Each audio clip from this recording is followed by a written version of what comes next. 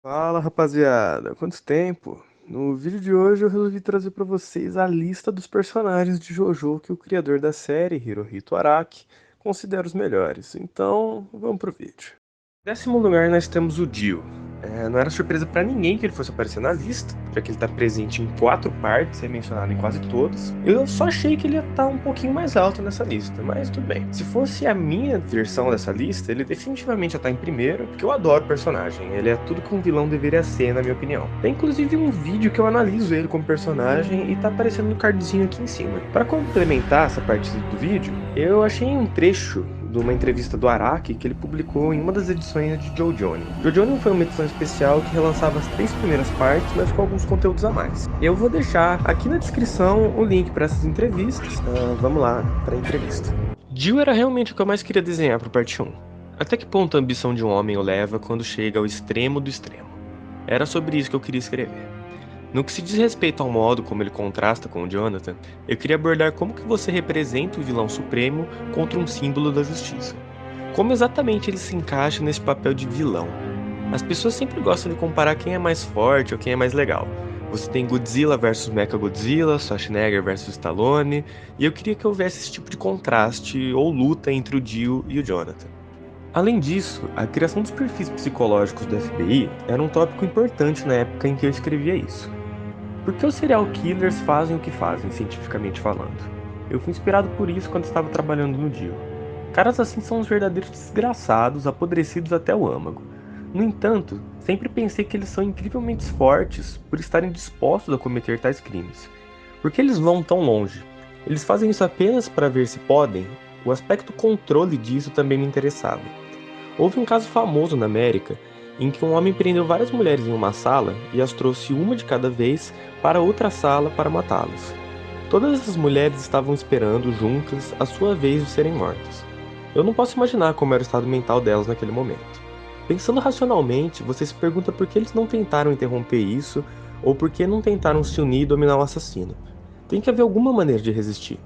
No entanto, se você observar o processo pelo qual as pessoas controlam outras pessoas, começará a ver o que é eficaz. Existem muitas maneiras, incluindo incutir medo, mas sempre achei o ato de controlar os outros estranhamente fascinante. É por isso que o Dio não era simplesmente um vilão forte, mas um personagem que controla os outros e que tinha admiradores que o serviam. Como antagonista, cria suspense para o leitor, pois eles se perguntam como ele pode ser derrotado. Durante a serialização, eu realmente não havia preparado uma fraqueza para o Dio. É o melhor tipo de suspense quando você está no limite. Como eles vão vencê-lo se o Amon não funciona? Quanto mais forte o inimigo é, melhor. Foi difícil encontrar uma maneira dele ser derrotado. Essa é a entrevista sobre o Dio da parte 1. Também tem uma sobre o Dio da parte 3. Mas eu não vou ler ela porque senão vai ficar meio repetitivo. Ele só fala sobre como o Dio mudou como personagem, né? Ele ficou mais ambicioso e não vê mais seus inimigos como rivais, e sim como obstáculos a serem superados. Mas tem uma curiosidade. Nas 2 capas que mostram o Dio em JoJonin, o Araki desenhou ele nu. O repórter pergunta por que ele fez isso, e ele responde que fez isso porque o Dio gosta de mostrar o seu lindo corpo, porque assim ele se assemelha a um deus grego ou romano. Fica aí essa curiosidade bizarra pra vocês. Em nono lugar nós temos o Shigeti. E eu não tô ficando louco, realmente ele tá em nono. E eu não faço ideia do porquê, pra ser sincero. Eu não achei nenhuma entrevista que justificasse isso. E eu acho que é a maior surpresa da lista, porque a maioria das pessoas, e eu me incluo nisso, odeiam o personagem. Ele é irritante, o design dele é feio, sei lá, o stand é legalzinho, mas não salva também. Eu não tenho muito o que falar sobre isso, pra ser sincero. Vamos pro próximo. Em oitavo lugar nós temos Jotaro Kujo, outro que eu achei que ia estar bem mais alto nessa lista.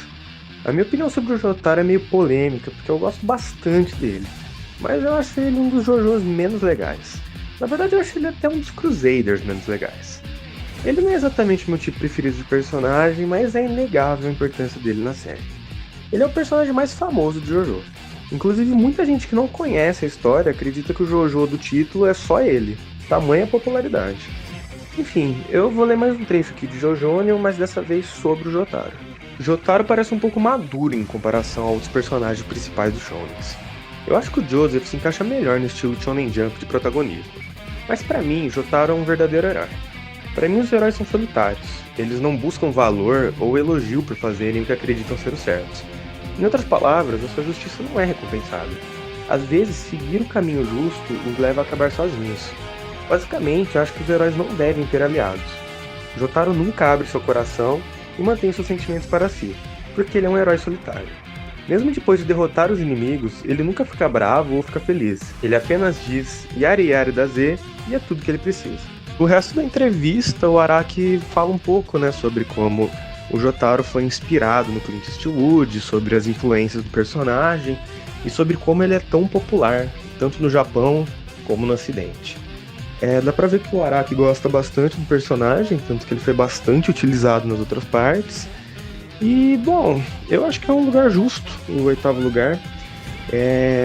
E acho que não tem muito mais o que falar. Vamos pra próxima. Em número 7 nós temos Guido Mista. O stand dele é muito bom, ele protagoniza diversos momentos épicos na série, ele tem uma personalidade divertida. E eu acho que ele não ia estar no meu top 10, mas ele não ia estar muito longe de estar no meu top 10 não. Eu não achei nenhuma entrevista em que o Araki fala especificamente sobre o Mista, mas eu achei uma reportagem da época que o Vento Áureo estava sendo lançado que tem uma curiosidade muito interessante.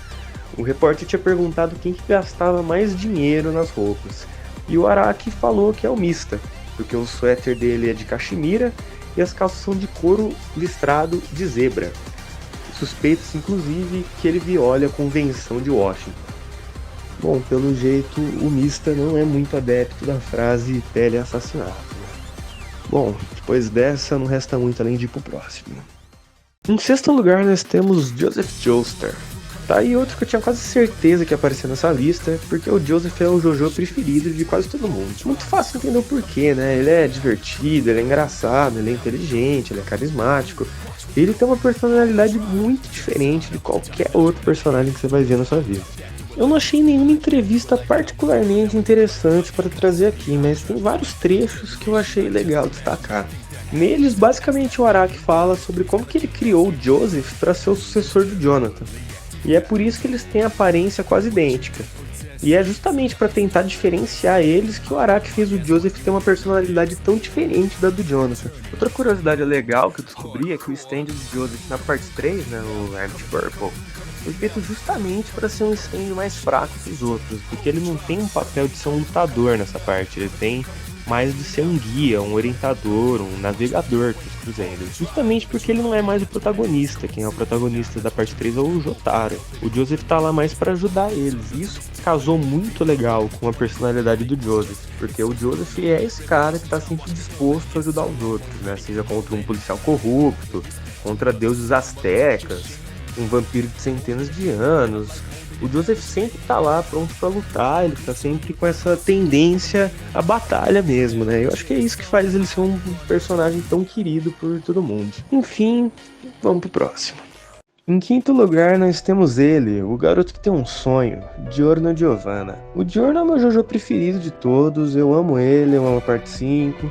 Eu acho ele um personagem com um backstory muito legal. Eu acho que por trás dele tem todo um simbolismo muito forte. E eu acho que ele representa não só o tipo de personagem que eu simpatizo, mas até o tipo de pessoa que eu tento ser mesmo. É alguém que acredita em seus sonhos, alguém que nunca desiste, e alguém que tenta ser um impacto positivo na vida das pessoas que cercam ele.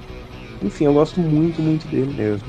Eu não achei nenhuma entrevista sobre, mas eu achei algumas curiosidades. O Giorno foi o primeiro personagem a protagonizar um beatdown que durou 7 páginas. O Gold Experience é o stand com o design que mais agradou o Araki. E no Japão os fãs usam 3 arrobas para se referir ao Giorno, uma referência ao cabelo dele. Muito louco, né? Sim, vamos pro próximo. Em 4º, nós temos o Diávolo, aparentemente o Diávolo e o Dópio. A gente costuma representar eles como personagens distintos, mas eles meio que são a mesma pessoa, Bom, a melhor luta de JoJo inteiro é entre o Dópio e o Risoto. O King Crimson, apesar de ser um saco de entender, é um stand muito interessante. E igual o Diorno, o Diávolo também carrega todo um simbolismo por trás, é uma coisa bem interessante de se procurar entender. Eu não colocaria o Diávolo no meu top 10, mas eu até entendo ele estar aqui, eu acho justo e tal.